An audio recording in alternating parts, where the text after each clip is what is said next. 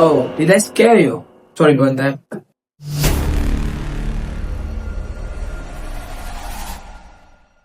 Today we are talking about a ghost. No, not that kind of a ghost. This kind. Yeah. Today I'm gonna talk about the ghost of society, basically known as introverts, alright?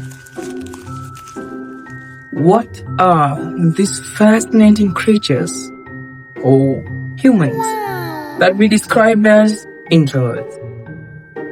Let me explain it to you in simple terms, alright? The introverts are creatures which like solitudes, alright? Also, they especially like something like this and this also. They love those stuff. The special things about introvert is the complexity of their nature. They are observatives, yet they are blind. They know a lot, but they are stupid. They understand everything, yet they understand nothing. So, this is the creature that we call introvert. And they are known to be solitary because they like their own space a lot. They find comfort in the space of their own strength. It could be the bathroom, it could be their room, it could be a small space which they feel comfortable in. It could be the bed, it could be underneath the bed sheets, it could be wherever they feel comfortably. So, these creatures that we call introverts are like something that is a mutation, yet not a mutation.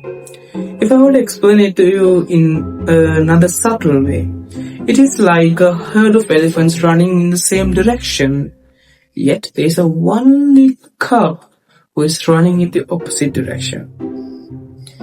And that cub goes around, do whatever he likes, he has his own strength. The other herd doesn't even glance back at that cub. Seems familiar, right?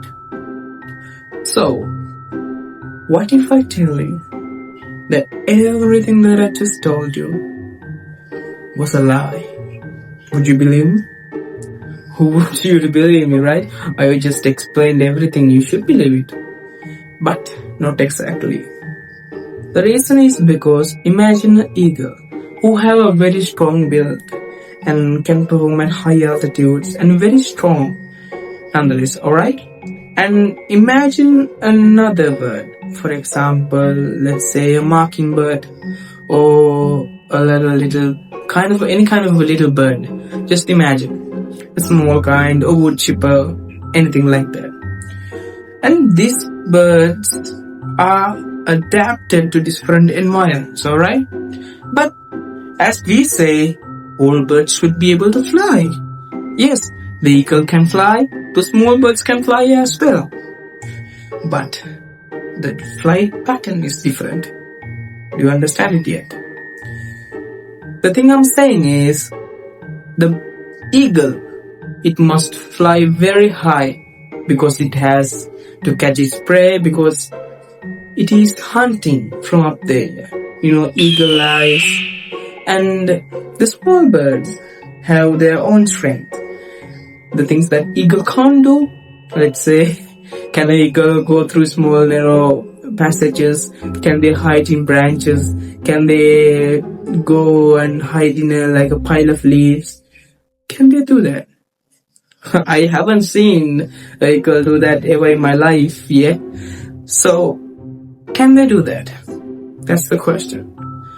And now, my thing to say is, because the same thing about that introverts happening in this society, and introverts people like extroverts, let's say.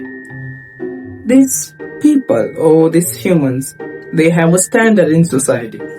Let's say just a basic standard saying you should be able to communicate well. Yes, I can communicate. Every human can talk. Every human knows some kind of a language, even if it's non-language, if it's non-communicative via vocal practices, they know any kind of a language. For example, it could be sign language, it could be braille, it could be any kind of language that you can imagine. They can communicate, but imagine the exact thing that I told you about the eagle, braille, and sign language. They have different purposes, doesn't they? They excel at different areas. So who will be able to say, in the vacuum of space, for example, take below the sea, let's say 10,000 or 100, simply 100 meters in depth, simply inside a pool, right? Simply inside a pool, not a fool. Apologies for my pronunciation. And this pool, even if it's minor size, even if it's enough, let's say 10 feet, you are diving under 10 feet and you need to communicate. What sign, what language does divers use? I'm waiting till the answer. Yes, exactly, sign language. So like I said, they have a different property, they have different capabilities to a different point. So the same thing happens in the exact way in the society. They say introverts are let's say, they like solitude and stuff like that, you know. But like I told you, introverts aren't like that. They're much more deadlier than we think. There are introverts. There are people who like their solitudes, but that doesn't mean that they're introverts. Like, they give a certain aspect, the society, you know, this thing that we call society, like every human being alive is in it. Any kind of society, even animal kingdoms are in the society that we think that are very permeable to as humans. The thing that I'm about to say is that we humans, especially introverts, they are very talented but not talented. Well, that's the thing is, they are talented, but not in the ways that you think. They could be talented in, let's say, dice. They could be talented in rock, paper, scissors. It's actually a mystery. So, like you said, the standards in the society determines everything. They should be a standard, but it doesn't mean that they are above or below. Every human being in this entire world, even animals, they have a standard. And that standards say, let's say frogs have 35 kilograms of fat. It's a hypothesis, it's not real. It doesn't have 35 kilograms of fat. Let's say that. And another, let's say, a big frog comes and it has 60 or 70 kilograms of body fat, or just, let's say, 100 kilograms of body fat. Then it's gonna be like, oh, you are like good. No, you are not like, you are not here, you are like there, you don't belong here, go.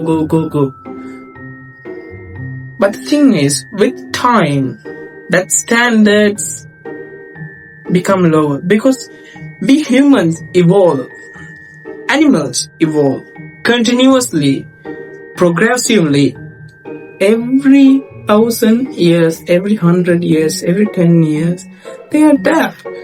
Evolution could be possible. The standards become lower and lower and lower. As humans, we adapt quickly with our minds. Our mindset is adapting very quickly, no matter to what situation. It could be instantaneous, it could be lifelong adaptations.